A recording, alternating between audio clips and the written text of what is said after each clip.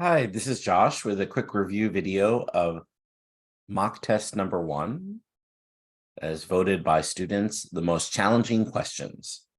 In this video, we'll go over grid-in questions 58 and 61. For question number 58, consider the pattern of square grid shown. The sum of the numbers in the square grid in figure 3 is 27. If the pattern continues, what will be the sum of the numbers in the square grid in figure 6? So, looking at the way the square is getting larger and larger, we need to figure out what the square will be when it's 6 by 6. Here I drew the 6 by 6 square on the right, starting with the figure 3 cells in the lower left.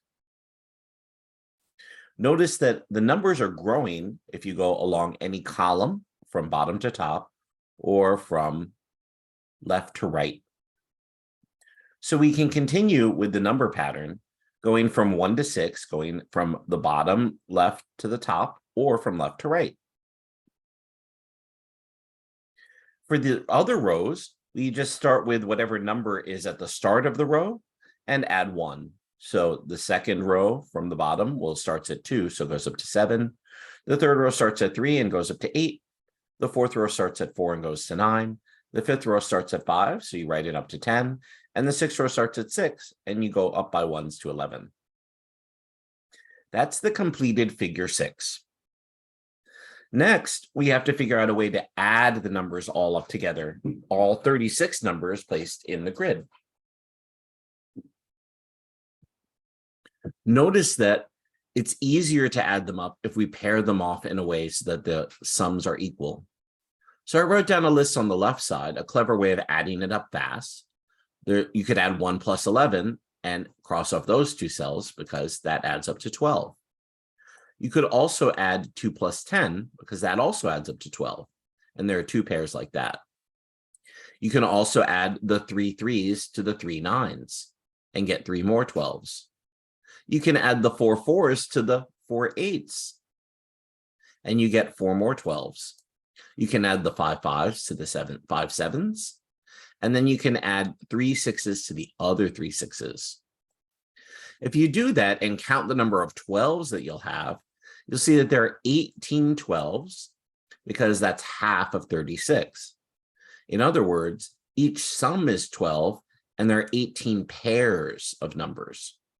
12 times 18 is 216, and that's one fast way to add up all the numbers in the number grid. The correct answer was 216.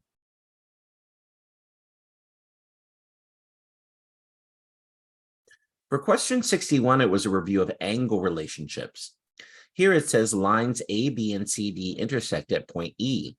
If measure of angle AED is 3x plus 40 and measure of angle BEC is 5x minus 10, what's the value of x? Well, this is based on angle relationships and the 360-degree circle.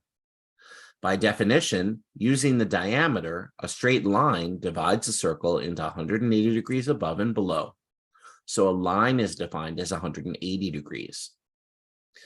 If we draw a vertical line, the circle is now in 4 pieces.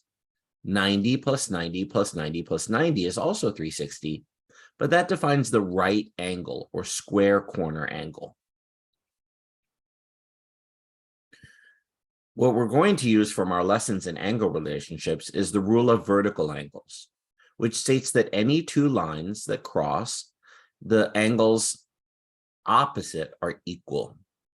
So in the drawing given, angle 3x plus 40 must be equal in number measured to 5x minus 10. What we'll do then is we'll set them up as an equation.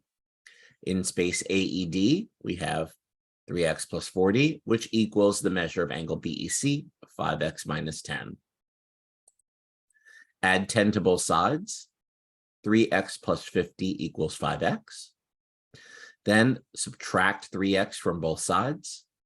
And we get 50 equals 2x, dividing by 2, therefore, x was 25 degrees. The correct answer was x equals 25. I hope this video review was useful to you in your preparation for your upcoming SHSAT exam.